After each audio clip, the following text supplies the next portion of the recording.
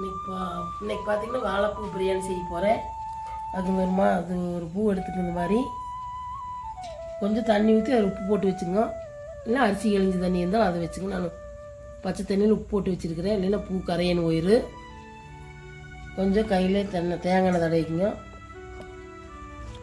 இல்லை கை கருத்து போயிரு. தடவிட்டு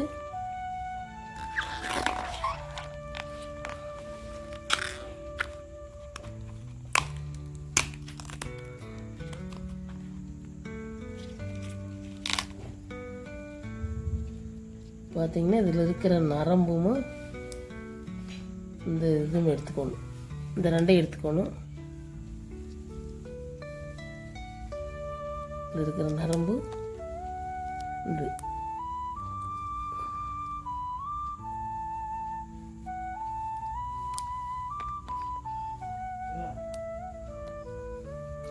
எல்லாம் இந்த மாதிரி எடுத்து உப்பு தண்ணியில் போட்டுங்க. இல்லைன்னா களி நீர் அரிசி கழிஞ்ச தண்ணியில் போட்டுக்குங்க.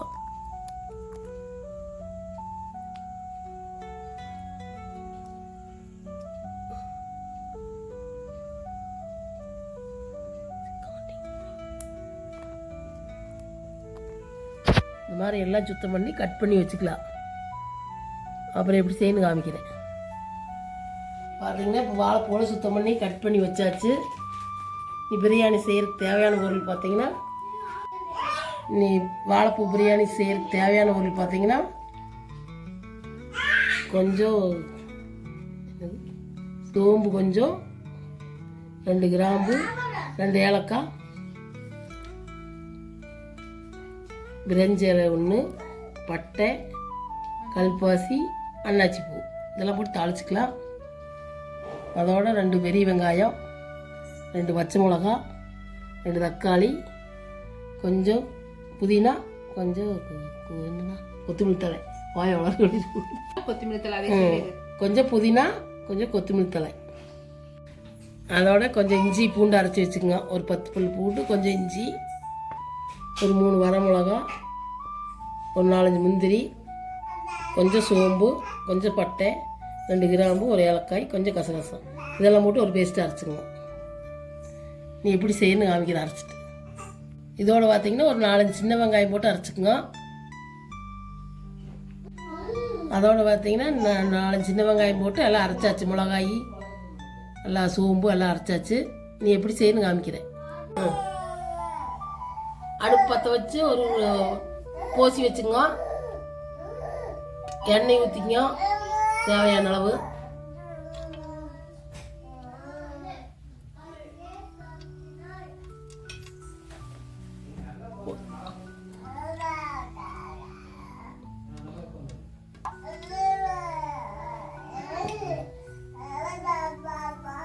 ஒரு 2 ஸ்பூன் நெய் ஊற்றிங்க.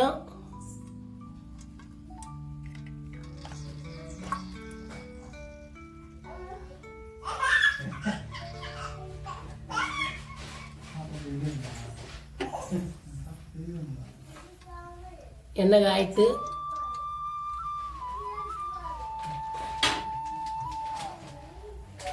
இதெல்லாம் போட்டுக்கலாம். பிரிஞ்செல்லாம் இதெல்லாம் போட்டுக்கலாம்.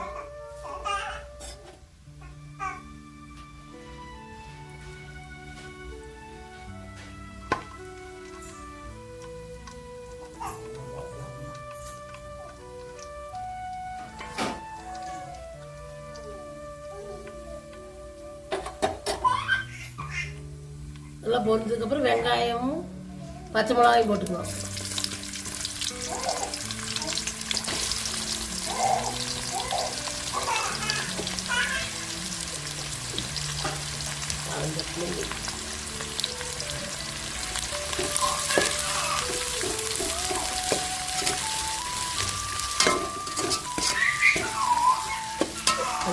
வந்துருந்தா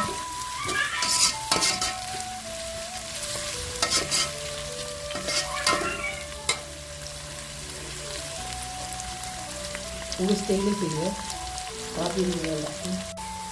பார்த்தீங்கன்னா வெங்காயம் இந்த அளவுக்கு வதங்கிடுச்சு. இன்னைக்கு கொத்தமல்லி புதினா போட்டுக்கலாம்.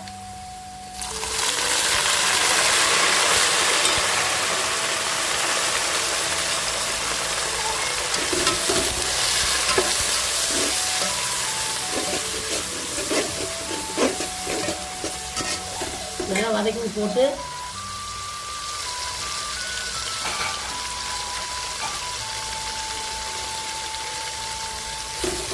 இஞ்சி பூண்டு சேர்த்துக்கலாம்.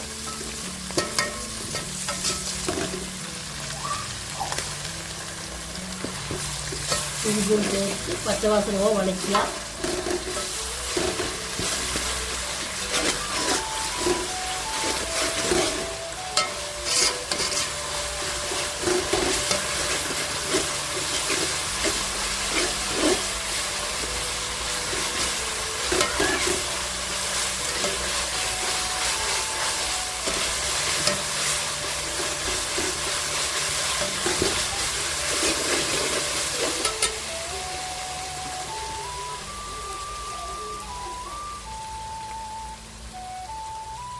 இந்த மிளகா சின்ன வெங்காயம் அரைச்ச இதெல்லாம் ஊற்றிக்கலாம்.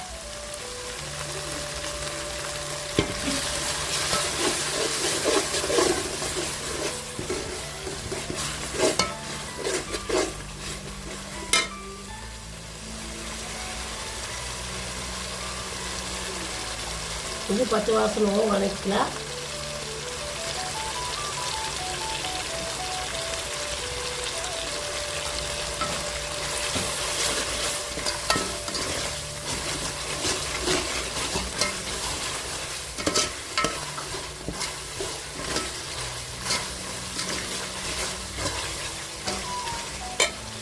இந்த அளவுக்கு அரைச்சதெல்லாம் போட்டு எண்ணெய் விரிஞ்சு வரைக்கும் எடுத்து ஓட்டிக்கலாம்.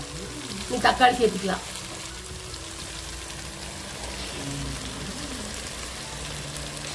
நான் பார்த்தீங்கன்னா 4 டம்ளர் அரிசி இந்த அளவுக்கு சேர்த்துக்கிறேன்.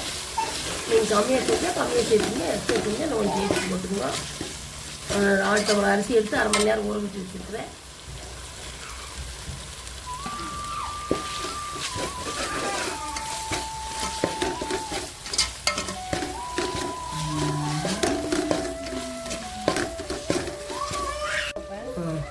தக்காளி வதங்கிறது கொஞ்சம் உப்பு சேர்த்திங்க.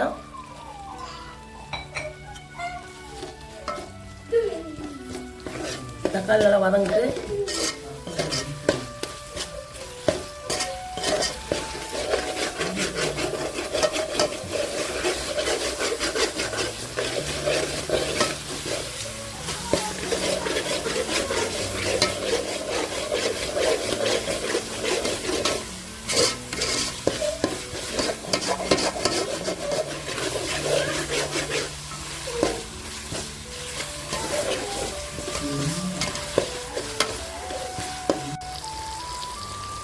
தக்காளி இந்த அளவுக்கு வதங்கிருச்சு. நீ வாழைப்பூ சேர்த்துக்கலாம்.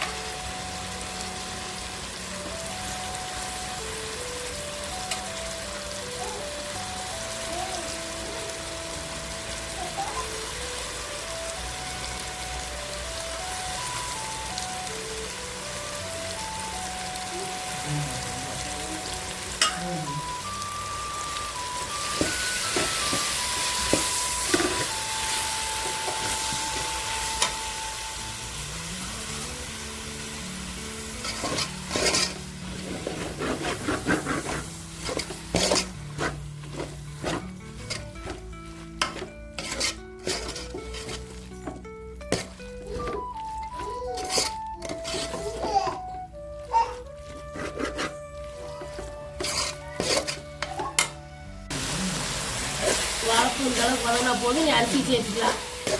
இந்த அளவுக்கு வதக்கிட்டுங்க. நான் இந்த டம்ளரில் 4 டம்ளர் அரிசி எடுத்துருக்குறேன். 1 டம்ளர் அரிசிக்கு 3 டம்ளர் தண்ணி ஊற்றிக்குவோம். அரிசி சேர்த்துக்கலாம்.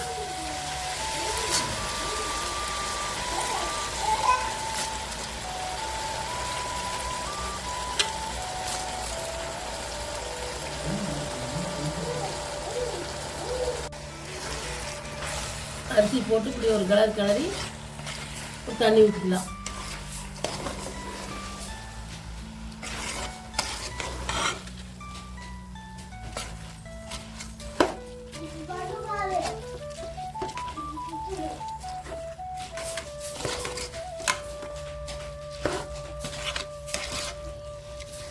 தண்ணி சேர்த்திக்கலாம். நான் அளந்து வச்சுருக்கிற 12 டம்ளர் 4 டம்ளருக்கு நீங்கள் அந்த அளவு சேர்த்திங்க.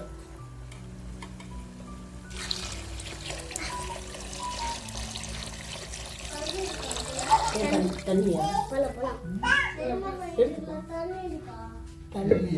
சொல்லிக்கலாம். நீ உப்பு சேர்த்திக்கலாம் தேவையான அளவு.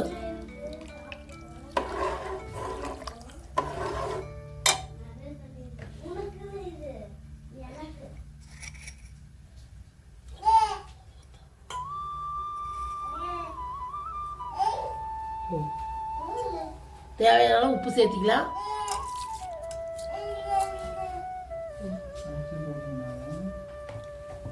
நீங்கள் கிளறி விட்டு ஒரு மூடி போட்டு மூடி கொதிக்கிட்டு அப்புறம் பார்க்கலாம்.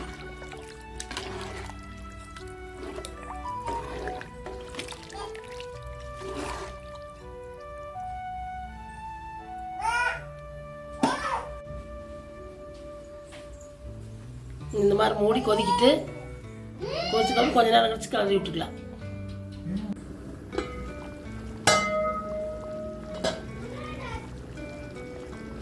இப்படி கொஞ்ச நேரத்துக்கு ஒருக்க கிளறி விட்டுக்குங்க. கிளறி விட்டு ஒரு சின்ன லெமன் புழிஞ்சு ஊற்றிக்குங்க கடைசியாக. அவ்வளோதான். ஆகட்டு கடைசியாக காமிக்கிறேன். இப்படி கொஞ்ச நேரத்துக்கு காரி விட்டுக்குங்க அடி பிடிச்சிக்கு. இப்போ பார்த்தீங்கன்னா இப்படி உங்கள் வீட்டில் ஆகாத தோசைகள் இருந்தால் அப்படி சூடு பண்ணி வச்சுக்கோங்க. தோசை சுடல் வச்சுட்டாலும் தோசை வராது. அப்புறம் கொஞ்சம் சுடு தண்ணி காய வச்சு வச்சுக்கலாம். அப்புறம் பார்த்தீங்கன்னா கஞ்சி சுண்டுறதுக்கப்புறம் தம் போடுறதுக்கு பார்த்தீங்கன்னா இப்படி ஒரு ஆகாத தோசைகள் இருந்தால் அப்படி காய வச்சு வச்சுக்கோங்க. கொஞ்சம் வெந்தண்ணி வச்சு வச்சுக்கோங்க. தம் போடுறது இப்படின்னு காமிக்கிறேன். பார்த்தீங்கன்னா இந்த அளவுக்கு ஆனதுக்கப்புறம் இப்படி இலைய ஒன்று போட்டு மூடிக்கலாம்.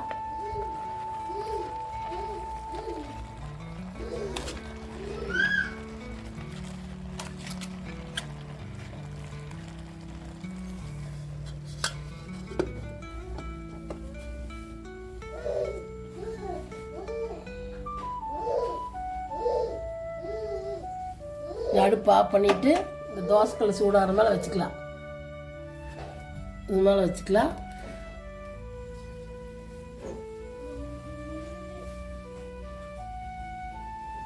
கொஞ்சம் சிம்மில் வச்சு விட்ருங்க. தோசைக்கல்ல வச்சு இந்த சுடு தண்ணி மேலே வச்சு இப்படி மூடி வச்சுருங்க. ஒரு 10 நிமிஷம் இது இப்படி தம்மில் இருக்கட்டு. அப்புறம் எப்படிக்குன்னு காமிக்கிறேன்.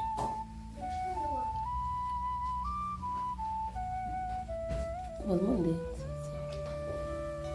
5 நிமிஷம் கழிச்சு இப்படி தோசைக்கல் ஆஃப் பண்ணிடுங்க. இப்படியே இருக்கட்டு. 10 நிமிஷம் கழிச்சு எப்படி இருக்குன்னு பார்க்கலாம். பார்த்தீங்கன்னா இந்த சூட்லேயே 10 நிமிஷம் இருந்துருச்சு. நீ தம் எடுத்துடலாம்.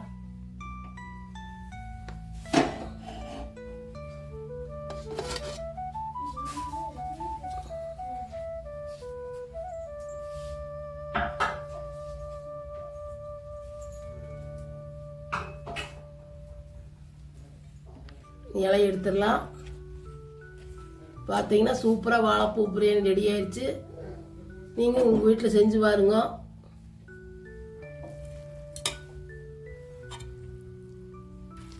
பாருங்கள் எந்த அளவுக்கு பழவாலும் சூப்பராக வந்திருக்குது. நான் நார்மலாக செஞ்ச சாப்பாட்டு அரிசி மட்டும் அதே நல்லா சூப்பராக வந்திருக்குது. நீங்களும் உங்கள் வீட்டில் பார்த்துட்டு செஞ்சு பாருங்க. பார்த்துட்டு பிடிச்சிருந்தா லைக் பண்ணுங்கள், ஷேர் பண்ணுங்கள், சப்ஸ்கிரைப் பண்ணுங்கள்.